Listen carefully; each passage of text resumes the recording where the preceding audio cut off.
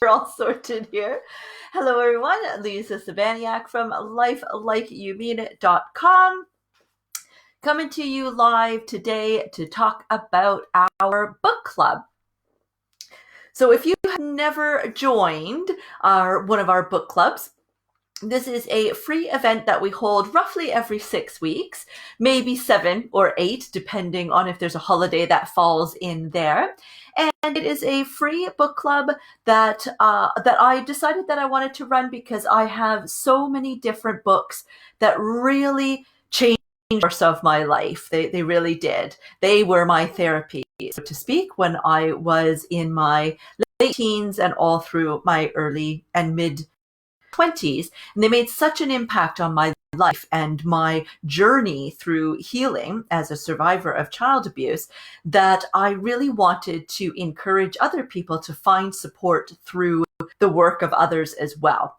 And so I started this book club idea as a way to encourage you to maybe read some books that you maybe wouldn't have come across in the past, because these books, again, I'm 45 now, so we're going back 25 years for some of these books for when I had read them, and some of them were not new at that time either. So some of these just may have slipped through the cracks for you. But of course, I am planning on doing some book club events that are for more recent books. So, hold on to that. We will get there. It's quite exciting. So if you would really like to join the book club, like I said, it's free. All you need to do is go and register at the link that I've provided in the description live, which is lifelikeyoumeanit.com/book-club.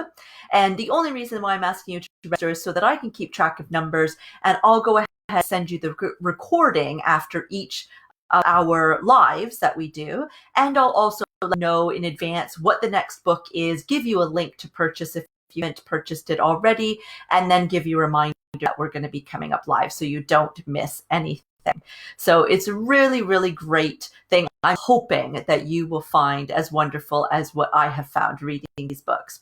So the book that we're going to talk about today is one of Deepak Chopra's books, which he is incredible. If you've never read any of Mr. Chopra's books before, they're absolutely game changers. And this one is definitely one of those books for me. So this is the 7 Spiritual Laws of Success. I don't know when the book was published. I forgot to look at that. I literally found my way to this book in my 30s, I believe.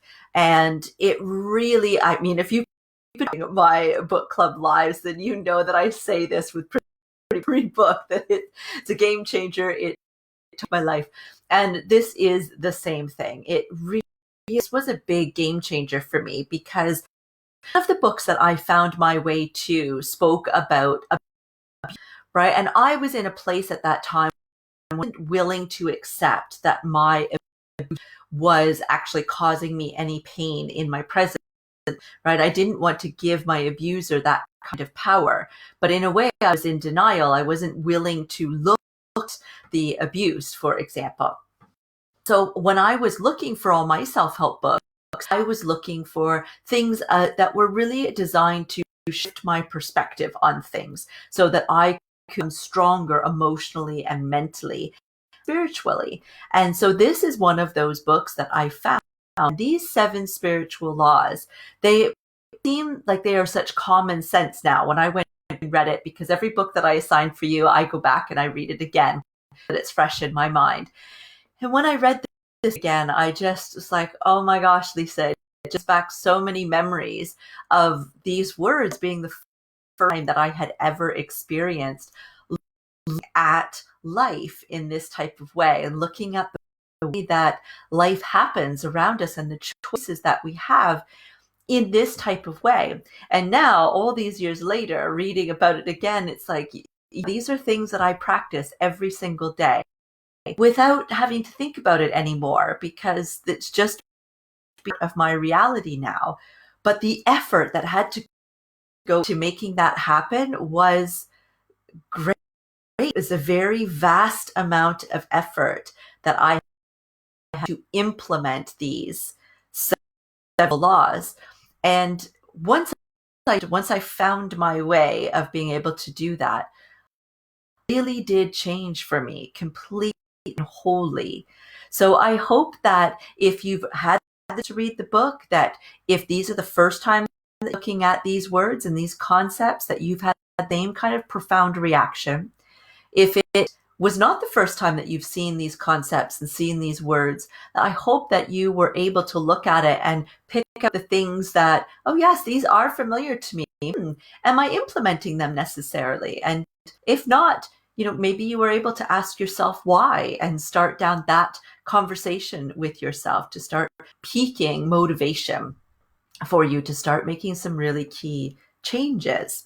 And if you've never looked at this before, and you read the book and you're not quite getting it, then hopefully us going through some of the things today will really quite help you. So first of all, his 7 spiritual laws. And of course, if you haven't had a chance to read the book, then hopefully this book club will still make complete sense for you. You don't have to worry about it, but hopefully it will also inspire you, because it is actually quite a quick read. It's not the biggest of books, but depending on how new these concepts are, that's what will actually take you some time. Because I remember when I first read it, I actually would read a chapter and then I would need some time to ruminate with that to really fully get it. This time, of course, because these are things that are things that I practice, they become my habit over time, that I was able to sail through the book this time, right? So it just depends on where you're at. And of course, with everything that we've going on with coronavirus, it's important for us to look at these things and talk about them openly and honestly, because I've been going live almost on a daily basis for the last 3 weeks now, giving tips for coping with anxiety. And I think this book is actually one of those things that could make a tremendous difference, because mindset is really key when we're dealing with anxiety, we're dealing with stress, we're dealing with change, all of those types of things that we're dealing with now. And of course, people that are going through anxiety for any reason at all, it's all relative, right? There are people that will try to compare things that they've gone through in their life with me and what I've gone through. And when they hear my story, they're more apt to say, oh, I've not gone through anything like you. So I feel shame that I'm actually stressing over the things that I've gone through. And that is a complete tragedy to me, because everybody has the right to feel what they're going to feel.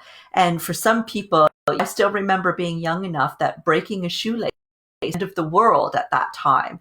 And that doesn't mean, just because it's not the end of the world, and there's so many of us that know that it's not the end of the world, it doesn't mean that the pain that I would have felt as a little kid breaking the shoelace wasn't real.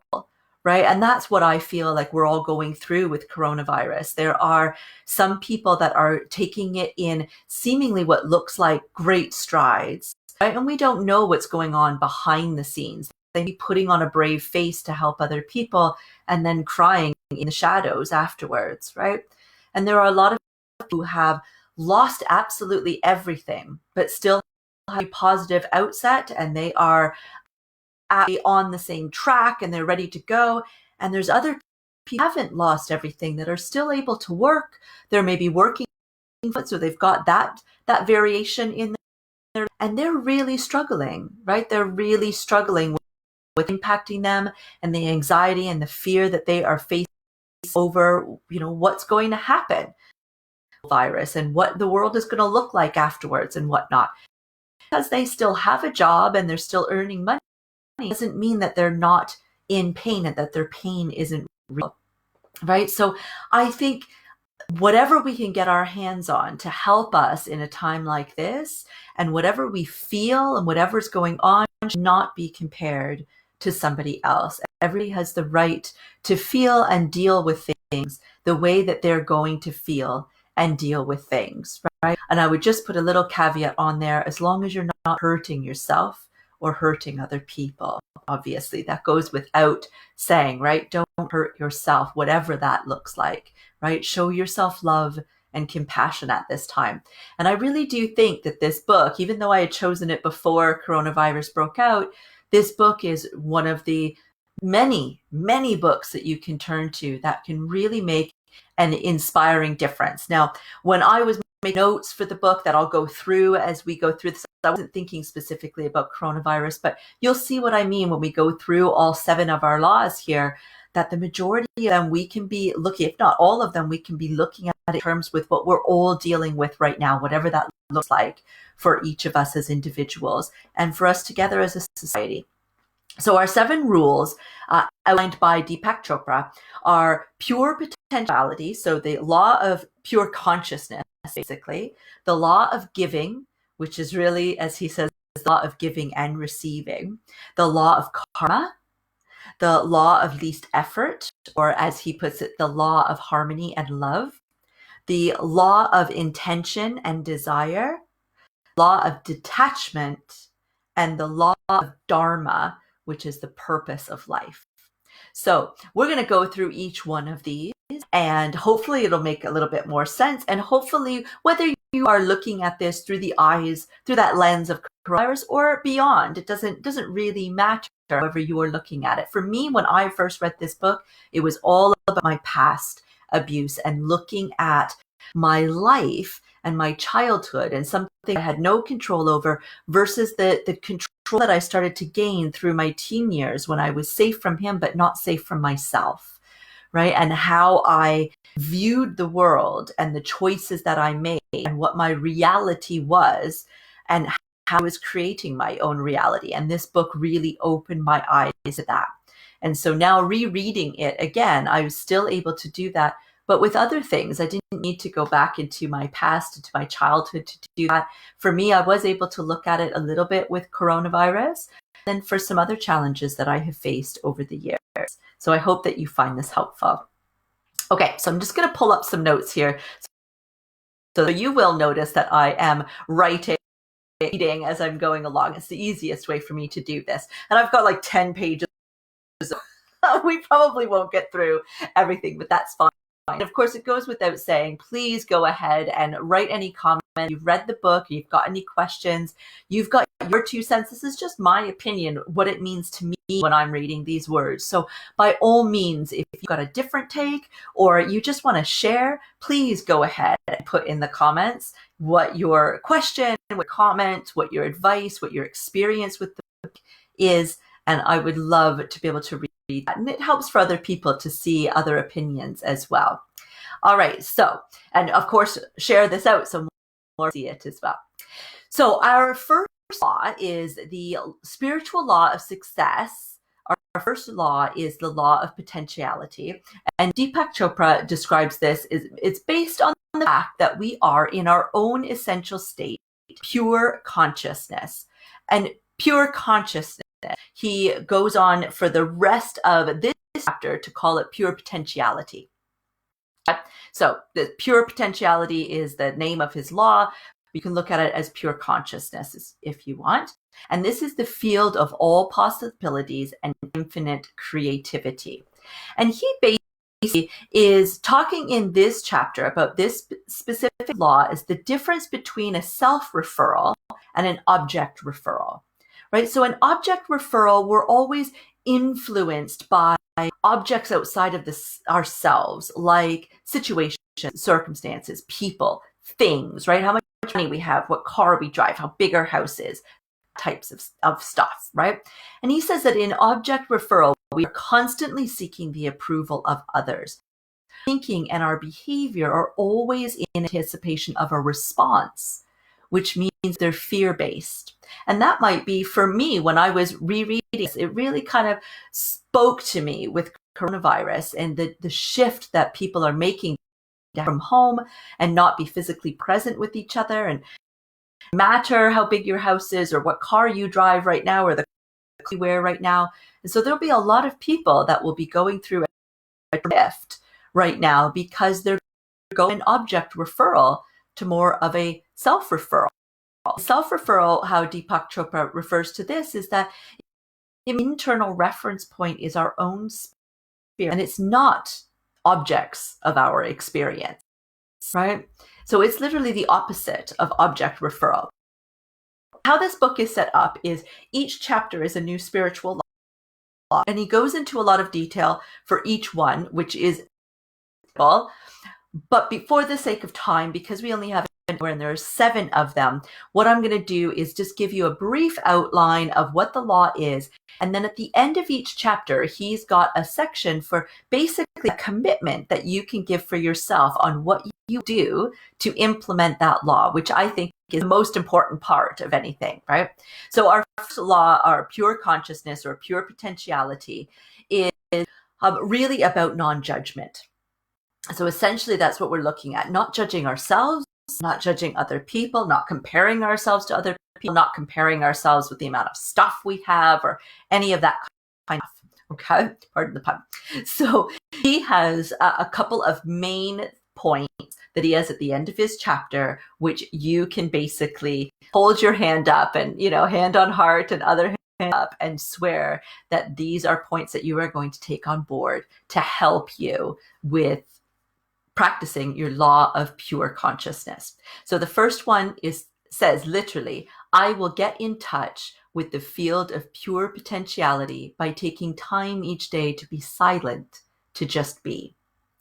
So in this chapter, he talks about the importance of taking time and going within, right? So that you can find your self-reflection rather than the object reflection, right? And so he suggests meditation or just silence, just sitting in a room. How often do you do that, really, when you think about it? And that's one of the things that I really thought about.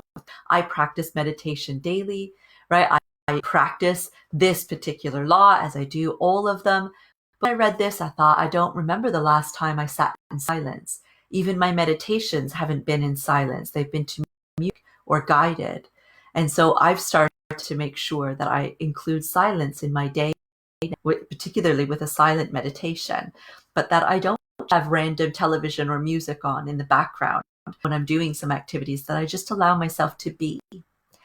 His second is, I will take time each day to commune with nature and to silently witness the intelligence within every living thing.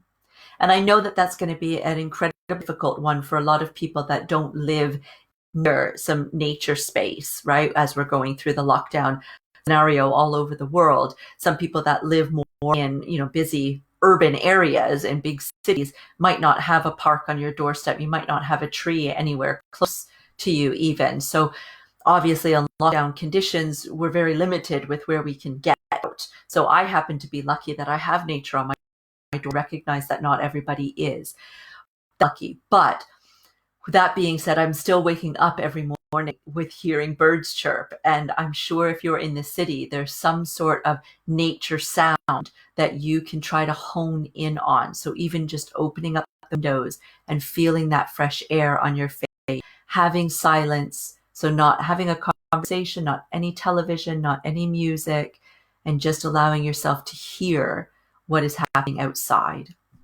And then the last one for this, I will practice non-judgment. This is probably the hardest thing ever. And this has actually been my year's resolution this year, was to practice non-judgment, because I found myself passing judgment on a lot of things, particularly with myself. And so that has been what I have been really working on. So when I read this chapter in particular, talking about non-judgment, I gave myself a laugh out loud moment, because it really was one of those, oh yes, I haven't forgotten. Don't worry. I am still working on it. It is April and I am still practicing non-judgment. So his chapter does go on about some of the ways that you can do that, practicing non-judgment. The best way to do it, in my opinion, is to not judge, which I know that sounds ridiculous. But what I mean is we have the tendency that we realize we're doing something that we've said that we don't want to do.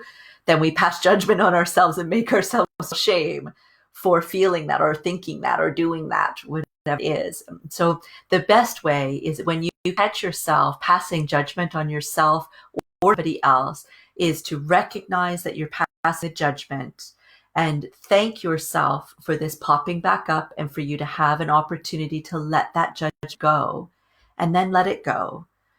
Right? That you're not actually judging yourself for passing the judgment in the first place, because that just defeats the whole purpose. And I'm laughing about it because I'm not laughing at you for doing, I'm laughing at myself because I did this for years, right? So hence why it is one of my this New Year's resolution that I've been working on for 20, right? Still 45 years old, all the work that I've done myself, all the work that I do to help others. And I still need to, I am specifically practicing non-judgment, right? And to do that is to not judge when you catch yourself judging, right? It's like catch yourself thinking about your grocery list, or you have two ways that you can react. You can be like, oh, for God's sakes, Lisa, and be upset with yourself about having your whole mind is off on that tangent, or just allow a little giggle and be like, yes, my grocery list is important. I afterwards, thank you so much for bringing it back. Attention, you may go now. Right? And the same thing with the next comes up, which if you're new to meditation, you will be a lot and quick. You have a lot of thoughts, one right after the other. All right, so our second spiritual law of success is the law of giving, which is really the law of giving and receiving, because the universe operates through a dynamic exchange. Now, what I absolutely love about this chapter is him talking about the fact that giving does not necessarily mean financially, right? Receiving does not be financial, right? That we don't have something of monetary value in order to be giving back.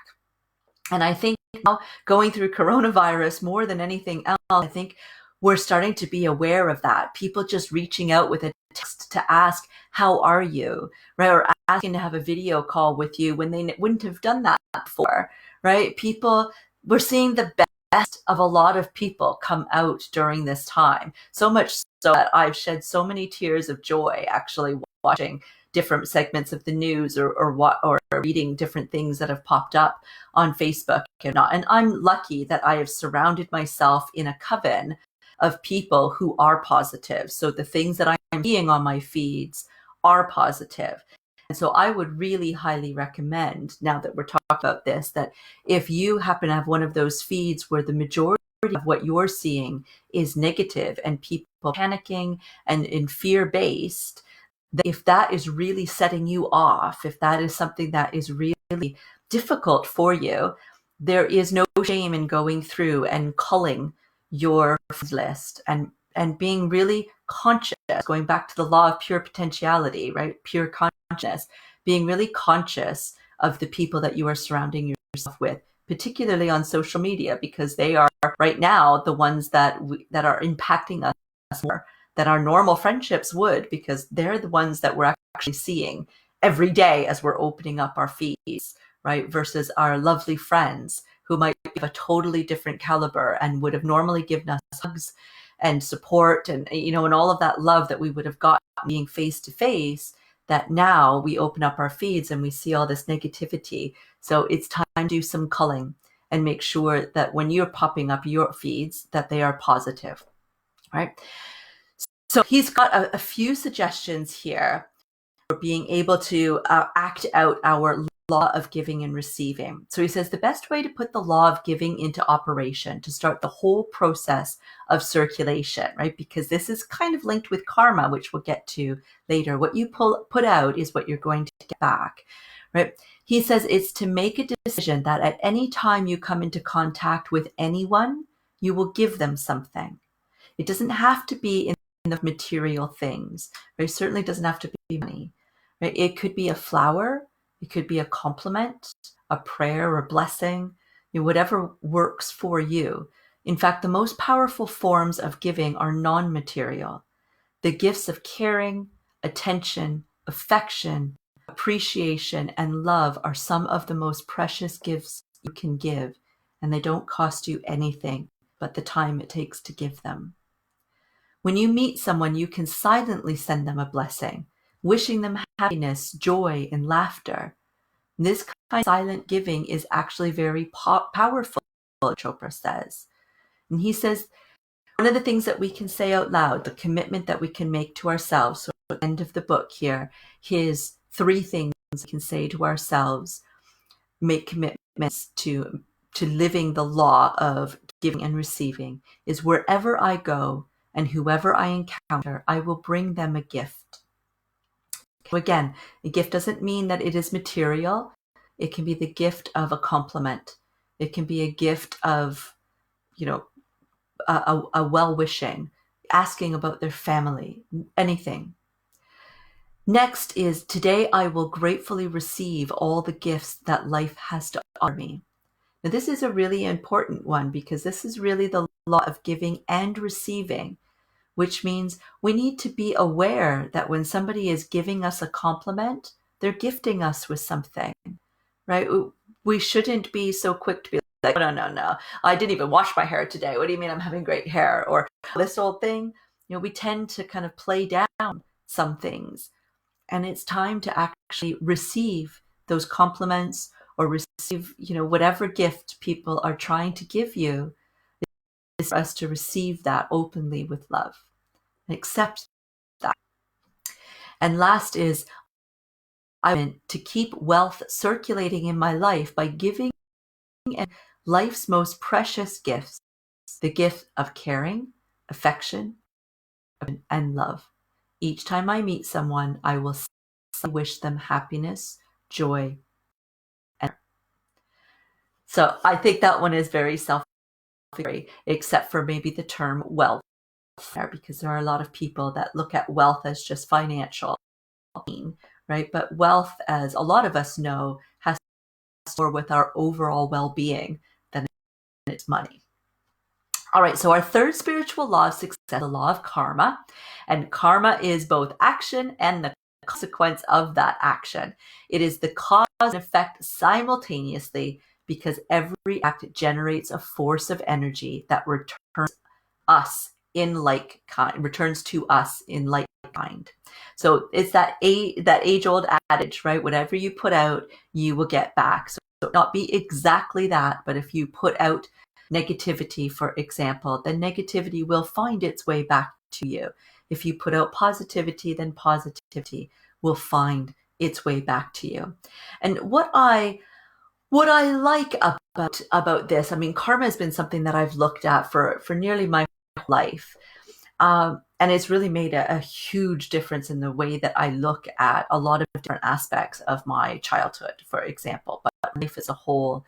And when other people have done things that have been hurtful towards me, for example, I've really used karma in the sense that I know that I don't need to do anything to respond back to try to hurt somebody, that I know that whatever they have done or said I have found hurtful is something that is probably they've been driven through karma to actually do because they've had that experience. And that really what's going on in that hurt that's being projected towards me isn't actually for me. It has actually nothing to do with me. It's the person living out their own karmic debt, right? And so I don't need to be responsive with anything other than love for that person. So he says most of us, as a result of conditioning, have repetitious and predictable responses to the stimuli in our environment. Our actions seem to be automatically triggered by people and circumstances, and we forget that these are still choices that we are making. So, of course, when bad things happen, especially when somebody does something that seemingly is very hurtful and seems like they've particularly gone out of their way to hurt us, it's very natural for us to put up the defensive walls and to try to bounce all of that hate back to them, right? But we remember that this is basically an automatic trigger that's happening, but it's a choice, right? How we respond is still a choice. And even though we have this kind of hate that's coming towards us in these negative type experiences, if we return like for like, then now we have a karmic debt to pay back, right? That if we respond with negativity, if we respond by trying to shut that person down or put them in their place or whatever it is we're going to do, that even though it might seem justified in that moment and you're only giving exactly what was given to you, you now have a karmic debt that needs to be repaid. That will need to come back onto you now. That was a choice that you had to make, and the choice that you made means that you will consequence from that. We all have. So I'm going to read out here for the ways that we can look at the law of karma and we can live the law of karma is the longest of all of our 7 spiritual laws here. But I think karma is such a huge and powerful tool. So he says, you must become consciously aware that your future is generated by the choices you are making in every moment of your life. Now, this is really big for me, especially right now. It was really big for me back in my 20s. That was the aha moment that I had, right? Let me just read that out again. Think about it coming from a perspective of a early 20-something-year-old girl, really, who had been abusing herself for a decade after finding safety for abuser, and really putting myself down as, really, really negative of myself. And then I read this: you must become consciously aware that your future is generated by the choices you are making in every moment of your life.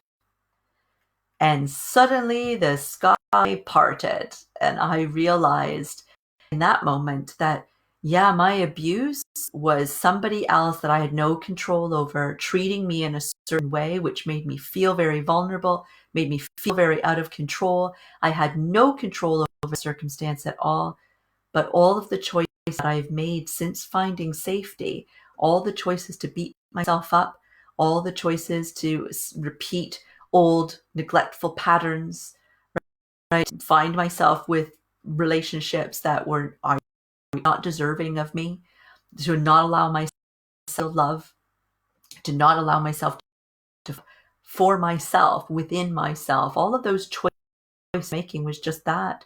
It was a choice. And the choice at this moment was going to have a huge impact on my next moment.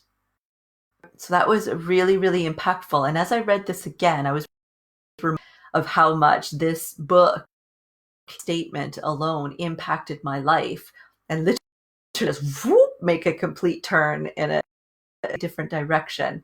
The power of words, right? The power of insight.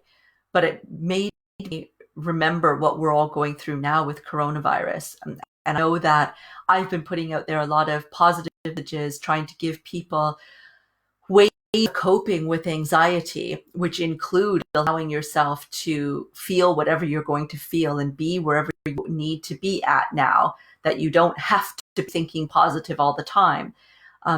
However, I've also been seeing a lot of other people's posts who have said that sometimes seeing these positive posts actually hurt people, because when people are not in that place of positivity and they read about it, they feel like they're doing something wrong. They feel like they should be doing this or that, right? And I think this statement, you must become consciously aware that your future is generated by the choices you are making in every moment of your life, comes into play here for several reasons. One, you being able to honor yourself, to be able to feel whatever you're feeling, whether it's coronavirus or not, that gives you so much power. That is telling yourself that you love and respect yourself and you deserve to feel whatever it is that you are feeling. So even though that feeling, that emotion you might have might be negative and isn't overall a place that you want to stay long term, when you allow yourself to be there and you honor it and you start looking at, okay, now I'm in this space. Are there a few things that I can do so that I am not going to harm myself while I'm in this space, that I don't stay in this space for too long, but you honoring yourself nonetheless? You're making a conscious decision there that impacts the next moment of your life, right? Just because you're choosing to honor the fact that you're in a negative space doesn't mean you're not going to experience something positive from that. It's the honoring of who you are and where you are right now that allows you to feel that empowerment to push forward to the next moment. I hope that that makes some sense. Okay, I thought about this for days and we're running low on time, so I'm going to keep going. So the second thing that you can do to transmute or transform your karma to a more desirable experience, Deepak Chopra says, is a very interesting process in which you ask yourself as you're paying your karmic debt, and you notice that there's something happening that you're like, this isn't great, right? Is what can I learn from this experience? Why is this happening? And what is the message that the universe is giving to me? How can I make this experience to my fellow human beings? Now, I get it. Coronavirus is obviously a global pandemic that we're all going through. This isn't one thing that's happening to one person, but you can see where he's going with this. Obviously, writing this decades before coronavirus, right? Talking about the things that happen in our lives that we can experience as being very negative. And of course, that's because some of the things that happen in our lives are very negative, right? It's not that we're choosing to be negative. There are some things that happen that are just negative, right? But he's saying to turn the tables on so that we are putting out what we want to get back more of, is we can ask ourselves these questions, right? What can I learn from this? What can I get from this? What's the message that the universe is giving to me? How can I make this experience useful to my fellow human beings? And he says, by doing this, you look for a seed of opportunity and tie that seed of opportunity. Okay? And I have been practicing this decades now. I really have. The third way to deal with karma is to transcend it. To transcend karma is to become independent of it. The way to transcend karma, he says, is to keep experiencing the gap, the self, the spirit. So the gap he has spoken about earlier in this chapter is that moment when you are meditating and you're aware that you've got these thoughts that come in. It's the gap between those thoughts. It's that what might be one little moment of silence where you're just experiencing your pure self, right? For most people, that will not be long. Right? For most of us, we're not going to sit in an hour of meditative bliss where we are experiencing self, the gap, and not having any thoughts, right? The reality is, for most of us, thoughts come in while we meditate. So that gap might be a very short period of time, but that's okay. He's saying the way to transcend karma is to keep experiencing the gap. Back to meditating and allowing that moment in thoughts. It's like washing a dirty piece in a stream of water, he says. Wash it, you take away a few stains. You keep washing it, and each time it gets a little cleaner. You wash or transcend the seeds of your karma by the gap and coming out again. This, of course, is done through the practice of meditation. And so the statement we can say to ourselves with this law, the law of karma, is today I will witness that I make in each moment. And in the mere witnessing of these choices, I will bring them to my conscious awareness. I will know that the best way to prepare for any moment in the future is to be fully conscious in the present. I love that. The fourth spiritual law of success is the law of least effort.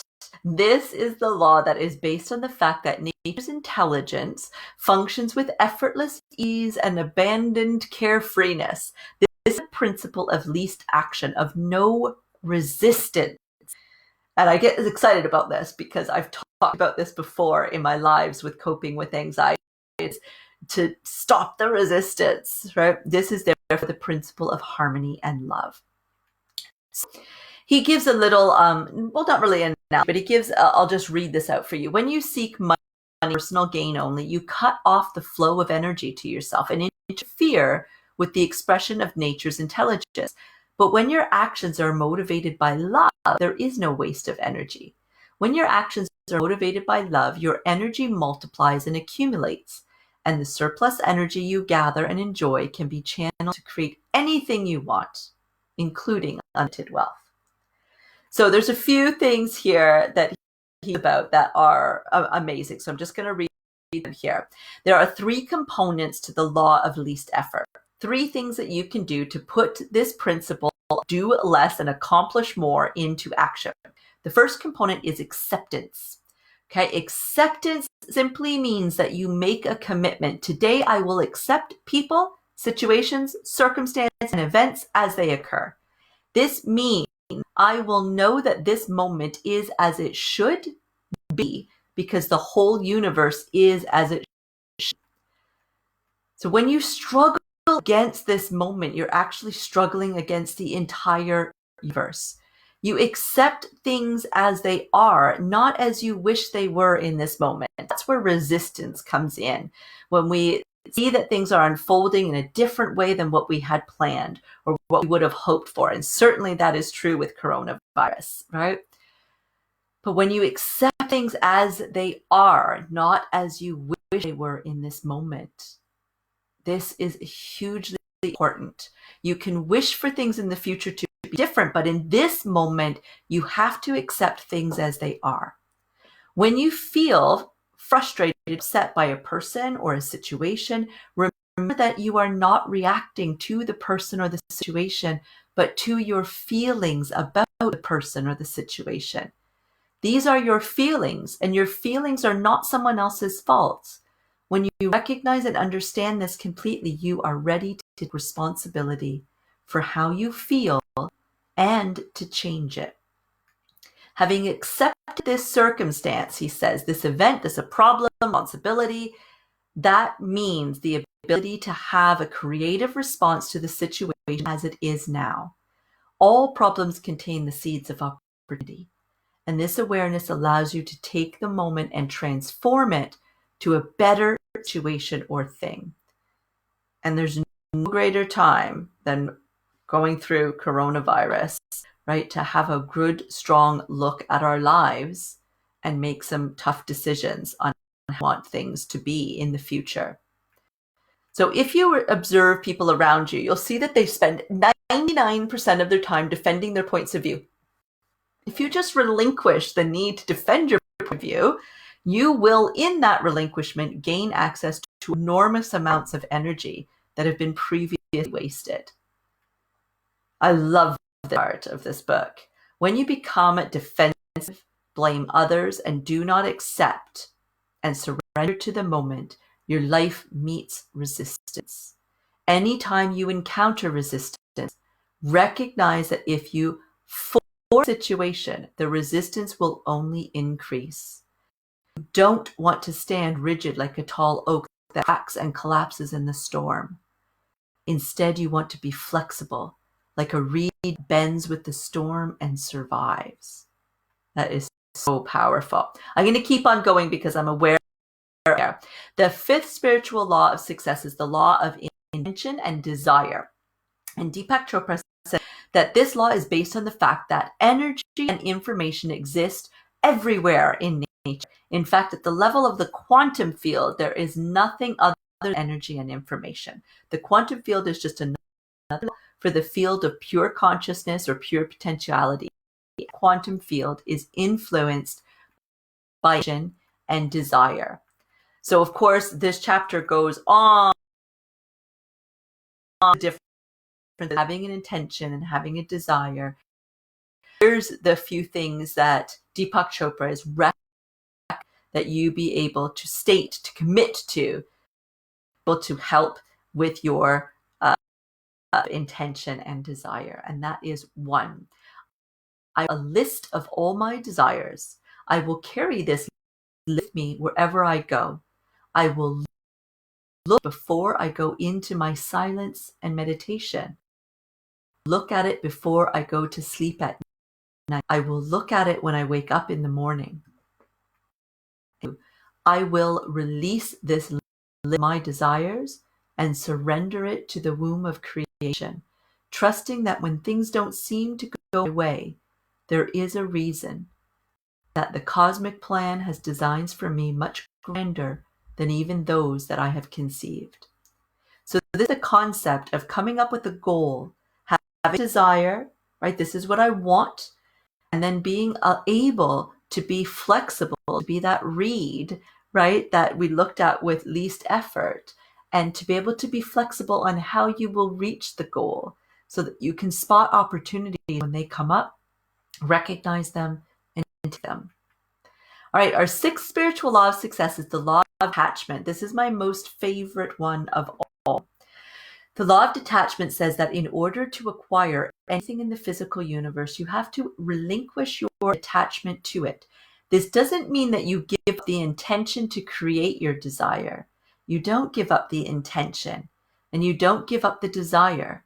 You give up your attachment to the results.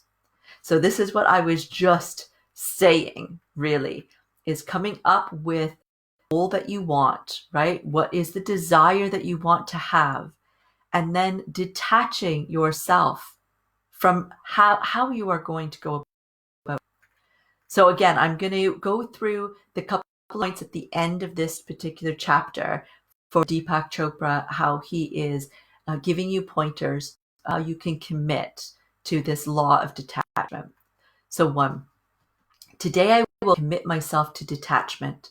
I will allow myself and those around me the freedom to be as they are. I will not rigidly impose my idea of how things should be.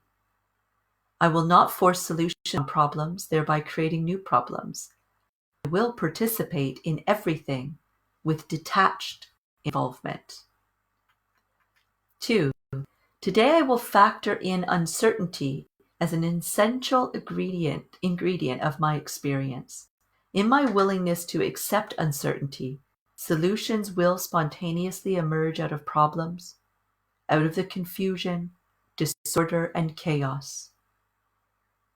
The more uncertain things seem to be, the more secure I feel, because uncertainty is my path to freedom. Through the wisdom of uncertainty, I will find my security. And 3, I will step into the field of all these and anticipate the excitement that can occur when I remain open to an infinity of choices. When I step into the field of all possibilities, I will experience all the fun, adventure, magic, and mystery of life. I love the law of detachment so much. It's very difficult to do, but I do love it. Our 7th final spiritual law of success is the law of Dharma. Dharma is a Sanskrit word that means purpose in life. The law of Dharma says that we have taken manifestation in physical form to fulfill a purpose. This single law really allowed me to change my entire perspective on my abusive situation. It allowed me to go from a victim, the victim mentality that I was carrying at that time, and shift it over to complete and total empowerment. Because I was able to use this idea of purpose in life to actually look at the experiences that I had in my past and start to recognize the opportunity that they gave me to delve deep and find my strengths and find who I was and learn to love myself and to have that choice to do that. And once I did, the way that my life has unfolded to be able to help other people has created my purpose. I found my purpose through finding myself, shifting my whole experience of my life. And that came through the law of Dharma. It really, truly did.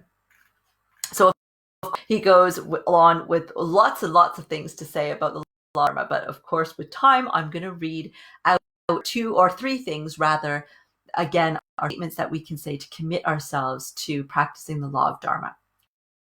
Today, I will lovingly nurture the goddess in embryo that lies deep within my. I will pay attention to the spirit within me, that makes both my body and my mind. I will awaken myself to this deep stillness within my heart. I will carry the consciousness of eternal being in the time-bound experience. I will make a list of my unique talents. Then I will list all the things I do while expressing my unique talents. When I express my unique talents and use them in the service, I lose track of time and I create abundance in my life as well as in the lives of others. This was huge for me, this idea of my unique talents. And as I started to climb out of the dark hole that I was in when I was in my late teens, my early 20s, I realized that the ability to shift my mindset was my unique talent, that I was willing to work to change myself despite the fear that I had of losing myself in that process. And that was a talent that not everybody else had. And I could use that talent to help other people. And that became my mission. And I've done it in different ways throughout my career. And it has changed my life. It has 100% changed my life.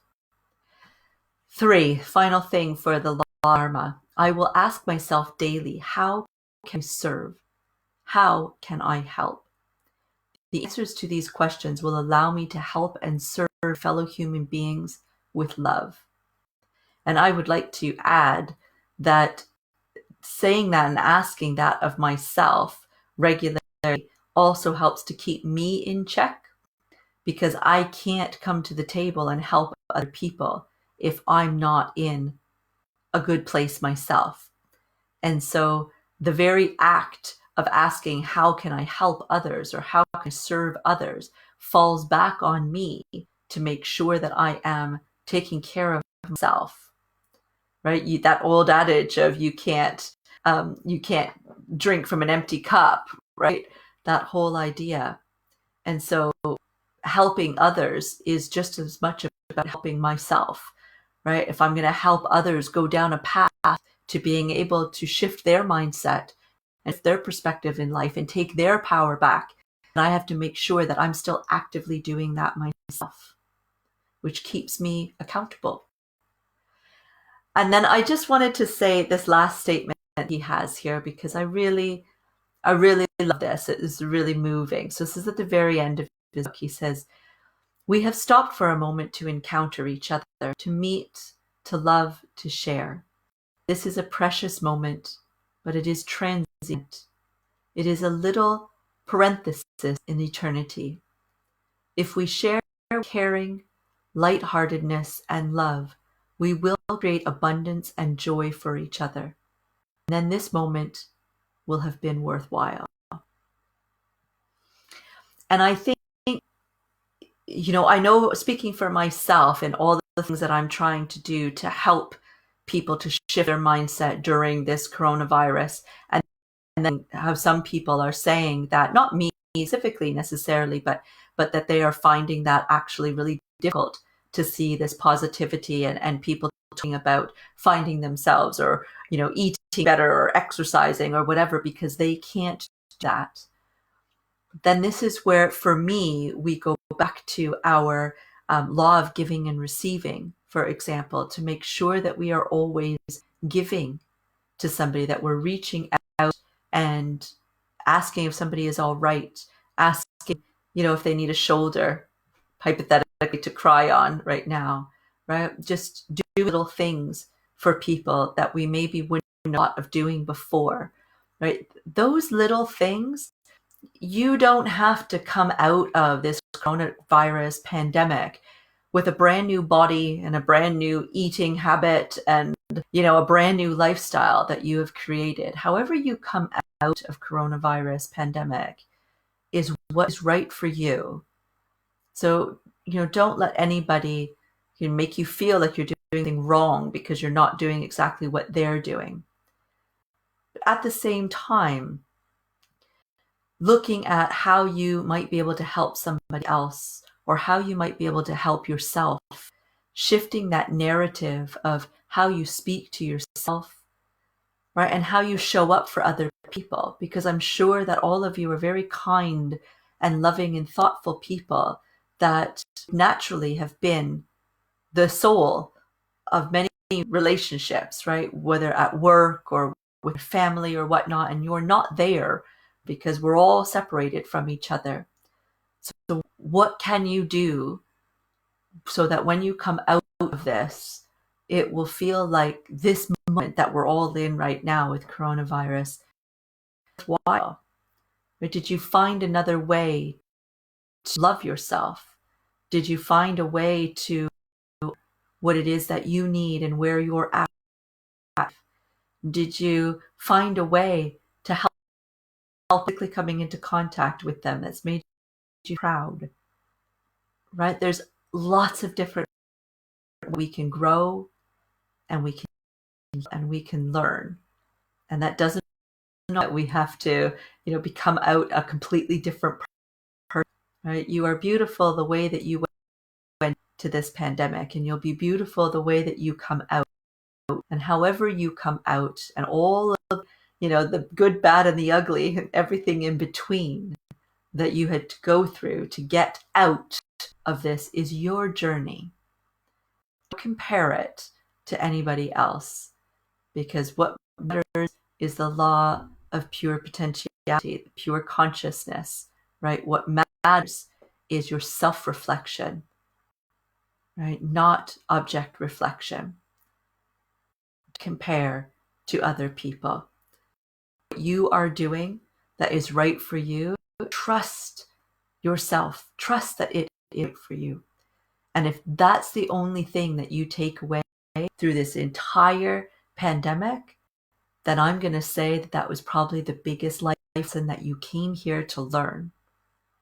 Right? Don't judge it based on somebody else and the cathartic, cocooning caterpillar into a butterfly that they became. Just because they list off a bunch of things you didn't do doesn't mean that what you have done is remarkable. Bless.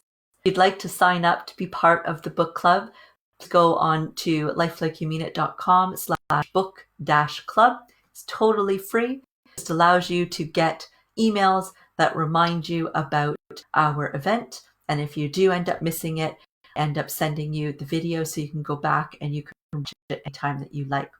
I do have an interesting one for our next book club. I've chosen our date, which is going to be Sunday, the 7th of June, I believe. And this time I've actually several books that I was toying about having. And I decided I'm going to put it to a vote for you. So if you're on my page, or if not, then click the link to my Lisa Sabaniak's Life Like You Mean It page, please. And you'll see a post in there. I posted up a picture of book club and explained at the beginning that I was going live at 5 o'clock today. And then the rest of the post is about the two books that I have as possibilities. So one is my book, is Survivor to Warrior, and that's not an attempt to try to, shamelessly promote my own book. The other book is The Universe Has Your Back by Gabby Bernstein. And I've chosen these two books specifically because we are in coronavirus pandemic. And while all of the books that we have are all things that made a huge impact in my life, so they all have the potential to make such a huge impact in your life, these two books were really standing out to me in terms of techniques and tools and strategies that they offer to be able to help you cope and help you shift if that's what you feel is right for you in this moment. So rather than me decide which one, I'd like to put it to a vote for you. So you can either, as a comment here, either Survivor to War, or You Can Change Your Life, or The Universe Has Your Back, or you can find that post and you can go ahead. I posted a poll, but the last time that I looked, the poll itself wasn't actually showing up. So who knows what Facebook has done there. So if there is no actual poll for you to click, then please just write in the comments which book you would prefer. I would greatly appreciate it. And then that will be the book that we will have a look at June the 7th. And hopefully we'll be in a whole different position with coronavirus at that point. But if not, I know that both of these books are amazing for the tools that they offer. Of course, I intimately know my book, and no, I didn't write my book for coronavirus, but I wrote my book for overcoming any obstacle. So it's incredibly relevant now. And The Universe Has Your Back is a new book. It's not an older book that I read back in my 20s. It's a book that I read just last year. And Gabby Bernstein has become somebody that I consider a mentor now. I absolutely love her work. And she's got a book out as well. Well, she's got several books out, but another book that's on my list as a potential as well.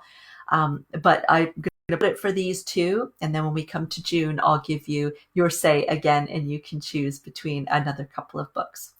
Thank you so much for being on. I haven't seen any comments popped up, but I'm using a different device this time. So it is possible that you've been putting comments and I haven't seen them. So my apologies if that's what's happened. I will go in and I will reply. And of course, if you're watching on the replay, please feel free to put any comments that you have and I'll do my best to reply. Bless.